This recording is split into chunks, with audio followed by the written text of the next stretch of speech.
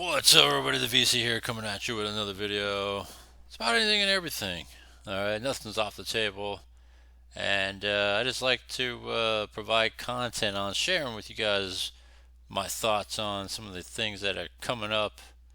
That's always headlines and stuff that, I just like to just share my thoughts on, like I said. A lot of things are just common sense, and that's what it's really all about. It's just common sense. And so with that, without further ado, let's get to it. Subscribe, hit the bell icon. That way we can stay on top of daily content. And I'm on YouTube and I'm on Rumble. Alright, both links are in the description. So whatever way you find convenient to catch me, have at it. Alright, and I welcome it and I say thank you for your support. So there's lots of things that hit the headlines, and I just wanted to just kind of take a look at it here, because some of it's like, wow, really, and so let's get to it. All right, the biggest thing I want to get to is about this whole auto pin controversy, but we're going to work our way to that. All right, but I'm going to have a little bit of fun in the beginning here. So let's take a look at this here. Starbucks ordered to pay $50 million over T-Burn. So let's see what this is about here. All right, I'm curious about this one.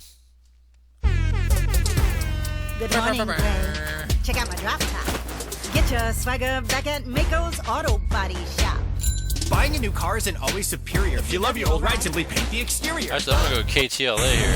Starbucks plans to appeal a $50 million jury verdict awarded to a man who says that he was severely burned by hot tea. It happened 5 years ago at a drive-thru right here in Los Angeles. KTLA's Jacqueline Sarkeesian is live in the Adams Normandy neighborhood of South LA with the new details. Hi, Jacqueline. You get sued. Hi, good morning to you both. So we're at that Starbucks where this incident happened. You guys mentioned a little more than 5 years ago. We're going to interview this man live real quick. He's in the drive-thru ordering something to drink. Okay, sir, so you said you just heard about this incident, and what did you first think of it? Like I said, it was really crazy because to waste hot coffee on you and get burnt like that, it's really crazy. Like I said, same thing happened at McDonald's, and they should, be a little more careful with that, with cup holders or something to help that. Now, when you heard of this, were you somewhat hesitant going through a Starbucks line or ordering a hot drink? What are you getting? No, I'm getting a large black coffee. Okay. And I was going to stop down the block to get something, but I said, you know what? I'm almost at work. Let me go to Starbucks. I see it on the way to work. So let me go here. And when the barista hands you your drink, are you going to make sure everything is secure and the lid's on tightly? Put my gloves on. Yes, I am. Actually, I am. Okay. But, it's really crazy, though. Something like that happened this morning. I mean, just period. Mm-hmm. So, yeah. Okay. Thank you so much. I appreciate your time. Enjoy your Monday. Happy St. Patrick's Day. So, you guys, let's show you this video of what we're talking about as I step down from the drive-through line. So here's a video of the incident. Like we mentioned, happened a little more than 5 years ago. You can see the guy, Michael Garcia, who was working as a delivery driver at the time. He was picking up an order of 3 venti hot teas at the drive-through. As he picks up one of the cups, it falls onto his lap. You can see the pain in his face as it spills. This happened at the Starbucks located at 1789 West Jefferson Boulevard. Garcia's attorney says it caused third-degree burns. He had to undergo skin grafts and several other procedures, resulting in permanent and life-changing injuries. Garcia. All right, here's my thought on this. All right, California, they go through all this dumb bullshit with plastic bags and paper materials. They probably got some flimsy cardboard material because they're trying to save on the type of material they use, and it has to be biodegradable and all this other bullshit stuff that they force California to go through. Paper straws or cardboard straws and flimsy trays and all this crap. And I'm betting that Starbucks was forced to comply with stupid California laws to have all this 100% recycled trays and carriers and all this crap, and that was probably what was placed in that tray was these venti cups. They're large cups, right? placed in these soft-ass trays. So when you hand it over, what happens? It's flimsy. It could possibly spill, and that's what happened. It spilled all over that dude. So, if anything, you should sue California for all the bullshit, policies and bullshit crap that they force companies to. If I was Starbucks, I would turn that back around to California and sue the makers of all these dumbass materials that are soft and flimsy.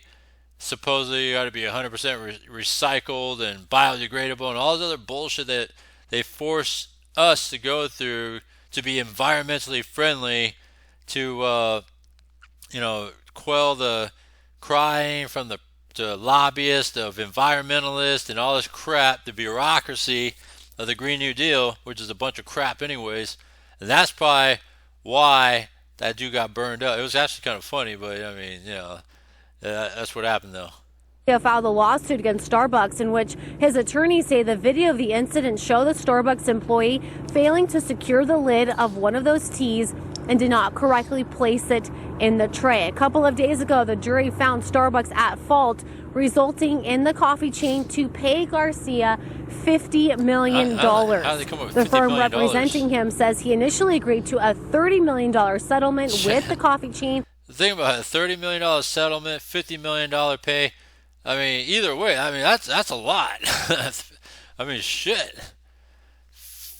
$50 million. That's crazy. But the company went back on the offer after they refused to agree to apologize to Garcia and remind their employees to double check that the lids are secure.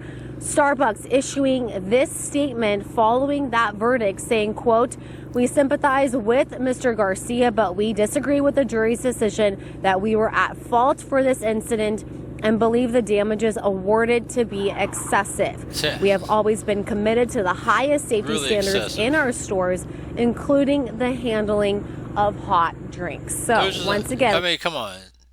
It was probably just an honest mistake. You think it was intentional and all that. Let's see what some of the comments had to say here. What a joke. How dare you serve hot coffee when customers want hot coffee, right? Customers complain about drinks being too hot. Let's see. Then when drinks are not hot enough, they complain. He knocked it over. What a scam. More people getting ideas to make a quick buck. Let's see here. It shouldn't have been that easy to knock over. Cardboard cartons should be sturdy enough to hold the cups. Well, that's true, though. I mean, like I said, those cardboard cartons, I bet you anything, it's soft and flimsy as hell because it has to be 100% recycled. Like I said, it's this Green New Deal bullshit that they force us to do here in California. And looks like it's fault he tipped the holder. It's a money grab. He won't get the money, huh? Let me look at this footage again. Maybe I missed it here. Let's see. All right, here we go. I'm going to play this again. Drive-through line. So here's a video of the incident. Like we mentioned, happened a little more than 5 years ago. You can see the guy, Michael Garcia, who was working as a delivery driver at the time. He was picking up an order of 3 venti hot teas at the drive-through. I just thought it was funny. Sorry. I don't know. I don't know. It's really hard to tell he knocked it over, though. I don't know. I mean, I just thought it was just funny. Let's see here. Unkind comments, reality check. No one's immune to accidents and unforeseen circumstances. Looks more like the driver hit the pedal without securing the drinks first, causing the spill. Let's see. They offered $30 million, but declined because of an apology. All right, whatever. This is stupid. All right. Yeah. So that's what happened there. I just had to really see this frivolous lawsuit here. Really excessive. Funny as hell. You know, we hear about all these continued coverage of the dealerships being torched, right, left and right. All these different dealerships being torched. Tesla dealerships, that is. Tesla this, Tesla, all these Tesla dealerships being torched and burned and all that in protest because they don't like Elon, right? Protest, target Tesla, right? And all this other crap. So, let's just see what happens here. So Trump is turning off 8,000 EV chargers at federal government buildings. So fascinating stuff since it's kind of related to electric cars and all that. Let's talk about it. Let's see. President Trump is turning off all 8,000 electric vehicle chargers at all federal government buildings. I guess you could say shut down the power, shut it off, and sell off the fleet. Well, the word came down from the General Services Administration, known as GSA, which is responsible for managing federal buildings, to shut down all the electric vehicles and their charging stations across the nation. Nice. In addition, the agency plans to offload newly purchased EVs from the federal vehicle fleet, citing that these assets are not mission critical. This marks a significant shift in the federal government's approach to electric vehicle infrastructure and fleet management. But I'll tell you what to expect. But first, I want to remind you to like this video and to subscribe to this channel to keep up with what's going on in the automotive world. So what is the GSA? They're the agency that keeps the federal government buildings humming and manages a massive fleet of 650,000 vehicles. Under Biden, they went all in on EVs and ordered 58,000 zero-emission rides and installed thousands of charge ports nationwide. The goal? Electrify everything by 2035. But now, with Trump back in the driver's seat, the GSA's hitting the brakes hard. They're pulling the plug on hundreds of charging stations at federal buildings. And remember, the Biden administration, they supposedly budgeted to build thousands of electric charging stations across the U.S., and they only had like 7 built. And that's a fact, too, which is crazy. Think about 8,000 plugs going dark and offloading those brand new EVs faster than you can say range anxiety. Their reasoning? These assets are not mission critical. Translation? They don't think electric vehicles fit the government's real priorities. Much like Hertz, they're getting rid of their fleet at low prices. Let's break this down. These chargers weren't just for government vehicles and federal employees, but they were being used by personal electric vehicles as well. And we're talking the Denver Federal Center, the VA sites, military bases, and places where people were looking for free charging. The free ride is over, and the GSA is selling its electric vehicle fleet too. No word yet on whether they're selling them cheap or just parking them in some giant government warehouse. Either way, this is a seismic shift.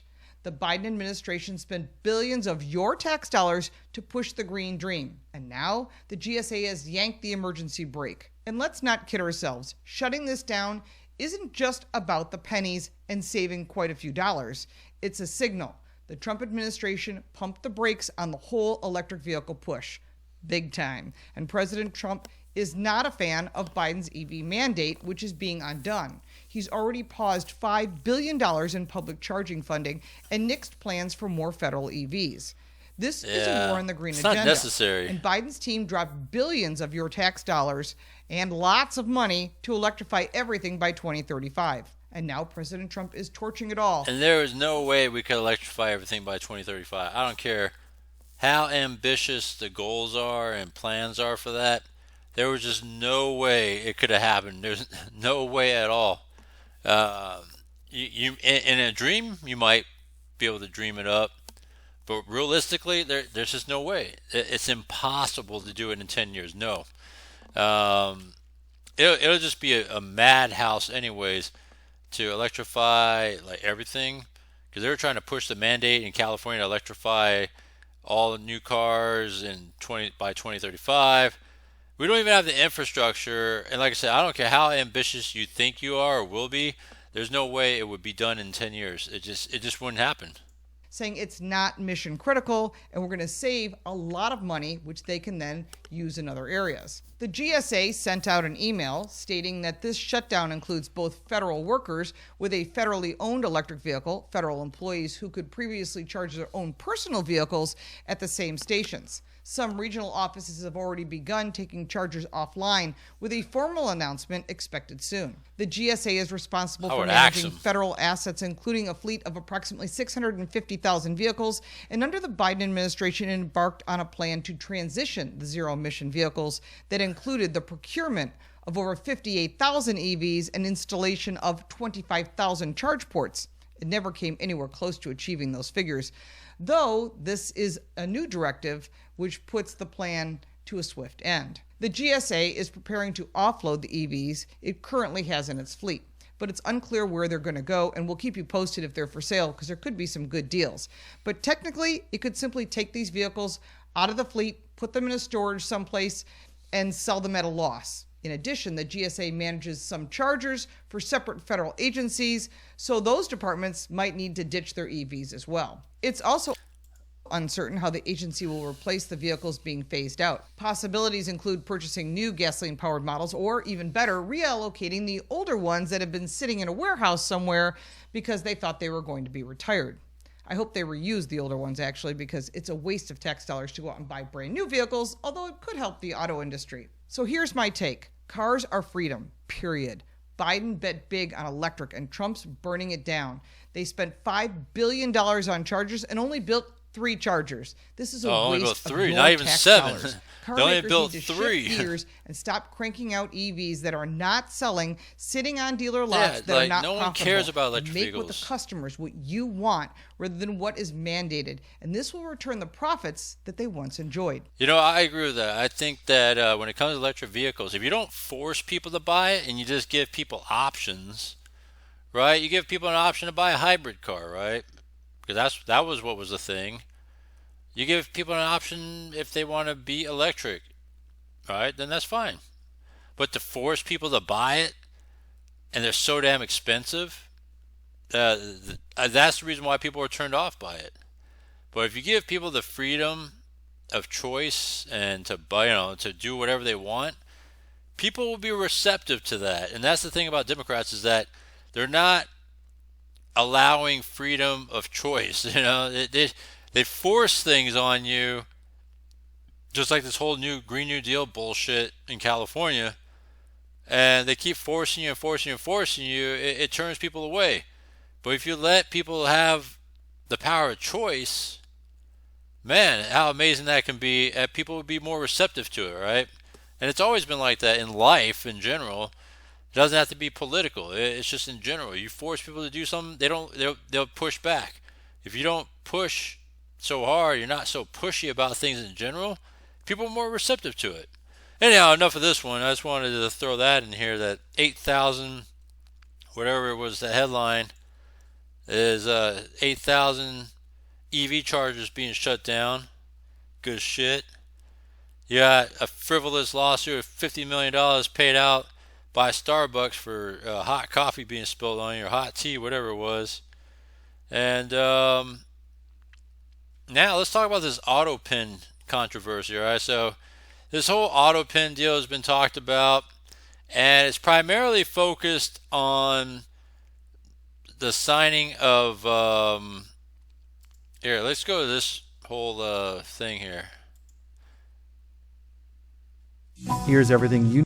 So before we get to this, it's about how Biden pardoned several key people, right, in general, especially at the very end when he pardoned the committee, the January 6th committee.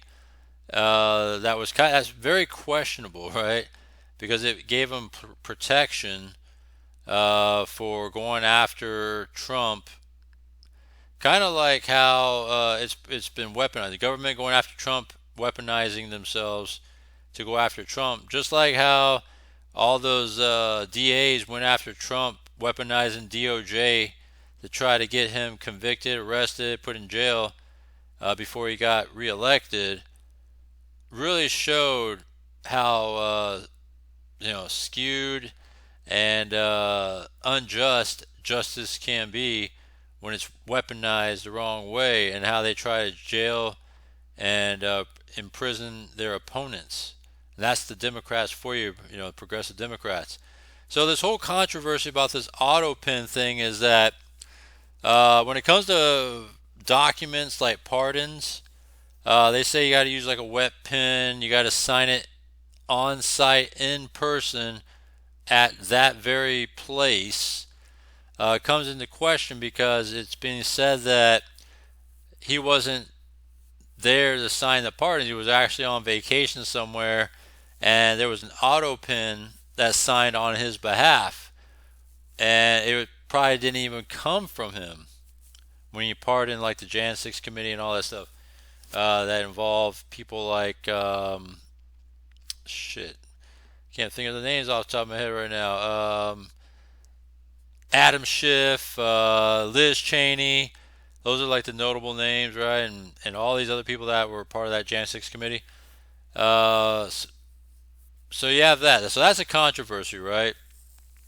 And they said that when you match the pen signature of all these different documents from AutoPen, especially on the ones with the pardons, and then you look at where he was at, and it's a perfect match. It's questionable at best whether or not he actually signed to it, right?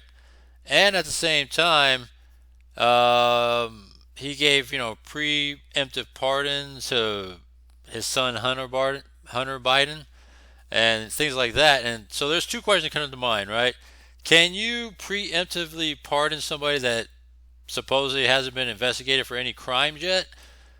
And that's one thing. But the second question is, can you auto pen pardons if you weren't there, one, to begin with, or two, just in general, because supposedly you're supposed to have a wet pen to sign on site in person. And so if that's the case and it was auto pen, Trump is saying that, hey, you know what? These pardons are void, which leaves it wide open for him to go after the Jan 6 committee because of the actions that they've done and taken against him. So let's see what New York Post has to say here, because they're usually pretty fair and impartial in terms of their news coverage here. Let's see what the Post has to say. You need to know about President Donald Trump's attack on, quote, auto pen pardons issued by his predecessor, Joe Biden. It looked like we had an auto pen for a president, and we would have been better off if we had, probably. The whole subject of auto pen, did he know what he was doing? Did he authorize it? Or is this somebody in an office, maybe a radical left lunatic, just signing whatever that person wants? On the last day of his presidency, Biden issued a string of 11th-hour pardons, including preemptive pardons to former chairman of the Joint Chiefs of Staff, General Mark Milley, and Dr. Anthony Fauci. Oh, yeah, those two. He also preemptively issued pardons for all 9 members of the January 6th committee, including the 2 leaders, Rep. Benny Thompson, a Democrat from Mississippi, and then Rep. Liz Cheney, a Wyoming Republican, who later pledged to vote for then Vice President Kamala Harris in the 2024 election.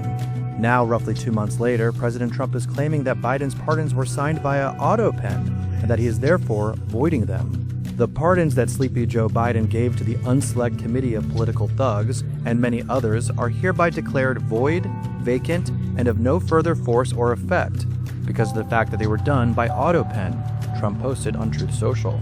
He continued in post by questioning the age-related mental abilities of his predecessor, writing, in other words, Joe Biden did not sign them, but more importantly, he did not know anything about them. In the same post, Trump also warned that members of the former January 6 House Select Committee, for whom Biden issued pardons, would be, quote, subject to investigation at the highest level. Trump's declaration to void Biden's pardons comes after the Heritage Foundation conducted an analysis on Biden's signatures on various records and found that the January 19th pardons all carried the exact same auto pen signature and raised the question, who is... And you can't be that perfect, because signatures are never perfect, right?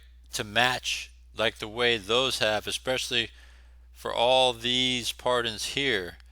So that's what questions this right here, and who's behind the auto pen. All right, because someone could just click on it on Biden's behalf without him knowing, because we all know incoherent and incognitive Joe Biden has been all these last few years, especially in the very past year. That's why he got pushed aside when it came to re-election, running, because it was obviously showing how bad he was, right? To the fact that he even had classified documents in the garage of his home and wasn't prosecuted because he was just an old man with a bad memory. Was kind of, I mean, it wasn't the exact words, but to make it plainly said about how much, lost mind that Biden has, and to go after Biden at this stage of the game, at his age, wasn't going to serve no purpose. That came as a conclusion as to why they didn't go after him for having those classified documents, because he's just an old man with a bad memory, right? So this is very questionable here if you look at this right here. Behind this auto pen. While a small group of officials under both Biden and Trump have been delegated the power to get documents signed robotically, one source told the Post that a key aide may have made unilateral determinations on what to auto-sign for Biden. The aide would allegedly frequently make mention of what the boss wanted, the source said, but there was no way for other staffers to know if it was true. While several other former staffers described the allegations as absurd, the source said, "I feared no one as much as I feared that staffer. To me, the staffer basically was the president," the person said. No one ever questioned the staffer, period. Presidential use of auto pens, which are defined as devices that mechanically reproduce a person's signature, is nothing new. President Lyndon Johnson used them for the first time back in the 1960s, most notably for letters to children and similar trivial matters. But their use has expanded over the years. President Barack Obama used an auto pen in 2013 to sign a major spending bill. And just last year, the U.S. Court of Appeals Fourth Circuit even held that presidential clemency warrants are not required to be in writing. Since taking office, President Trump has implemented far more restrictive rules for auto pen usage. In a January 28th memo, Trump Staff Secretary William Scharf wrote, "We do not use the auto pen for documents that exercise the powers of the presidency." When it comes to President Biden's use of auto pens, though, the real questions being raised are about what his mental capacity was when the records were signed and about whether or not he was fully aware of what was happening. Last week, Missouri's Attorney General Andrew Bailey demanded an investigation into President Biden's use of auto pen signatures on dozens of executive orders. "I'm demanding the DOJ investigate whether President Biden's cognitive decline allowed unelected staff to push through radical policy." Like Joe Biden, right? Because it was said that Joe Biden was actually running the presidency, as a shadow president to Biden himself, right? That Joe Biden was pulling the strings, while Joe was the front man. So that was what was said. And there was instances, for example, I don't know if I could find that footage. Let me see if I can find that footage of where Mike Johnson Here's everything you need. questioned Mike Johnson, the House Speaker, questioning Biden about what he just signed, which was fascinating. Let's see here. Mike Johnson, Joe Biden. I don't know if there was that footage here. And even Joe Biden was like saying, "Wow, I actually signed that," like he didn't even know, he actually didn't know what he was signing. So let me see if I can find that. I don't know if I can find that footage though. Joe Biden is not in charge of this country, says House Speaker Johnson. No, that's probably not it. Oh, here he goes, right here. This is it right here. And I said, "Mr. President, thanks for the moments. This is very important. I got some big national security things I need to talk to you about that I've heard and I think you know, and what do we do? But first, real quickly, Mr. President, can I ask you a question? I cannot answer this from my constituents in Louisiana. Sir, why did you pause LNG exports to Europe? I don't understand. Liquefied natural gas is in great demand by our allies. Why would you do that? Because you understand, we just talked about Ukraine. You understand you're fueling Vladimir Putin's war machine because they got to get their gas from him, And he looks at me, stunned with this, and he said, I didn't do that. And I said, "Mr. President, yes, you did. It was an executive order, like, 3 weeks ago. And he goes, no, I didn't do that. And he's arguing with me. I said, Mr. President, respectfully, could I go out here and ask your secretary to print it out? We'll read it together. You definitely did that. And he goes, oh, you talk about natural gas. Yes, sir. He said, no, you misunderstand. He said, what I did is I signed this thing we're gonna conduct a study on the effects of LNG. I said, no, you're not, sir. You paused it. I know. I have the export terminals in my state. I talked to those people this morning. This is doing massive damage to our economy, national security. It occurred to me, Barry, he was not lying to me. He genuinely did not know what he had signed. And I walked out of that meeting with fear and loathing because I thought, we're in serious trouble. Who is running the country? Like, I don't know who put the paper in front of him, but he didn't know. And I said, Mr. President, So that's fascinating stuff right there. So that shows you how far out of his mind Biden was, because he didn't even know what was signing. Hence, this whole auto pen controversy is like, did he even know what he was signing? Or did someone just sign on his behalf anyways? You know what I mean? Like, they just sign it on his behalf. And it wouldn't have mattered anyways because it's in and out the other ear with Joe Biden. Without his knowing approval, Bailey said. At this time, it remains unclear whether any court will take steps to avoid Biden's pardons over the auto pen claims. And so to me, I mean, if you ask me straight up about this whole auto pen thing, I do believe in the idea that you got to sign it straight up when it comes to something of this nature, right? When it comes to like the executive orders or the pardons, things of that matter, right? Memos, who cares, right? Memos, they could be auto pen, right? Memorandums, whatever, stuff that needs to be sent out to everybody. But when it comes to this sort of policy, documents, things like that, of that matter, to me, you got to sign it on site, on hand, freehand, whatever, with what they say is a wet pen. So I do believe that, and I think from that, it really shows how bad things were in the Biden presidency, and that really Jill was running the show, and whomever else was kind of running behind as shadows to Joe Biden. All right, because to me, I think those pardons are void. I believe those are void, and that it leaves it an open door for Trump to really just go after the ones that are being pardoned, because they're being pardoned for a reason, right? They're being protected from Trump or from anybody that may prosecute them for any reason, and there's every reason to be prosecuting those corrupt individuals that Biden tried to pardon, right? And it makes you wonder, can he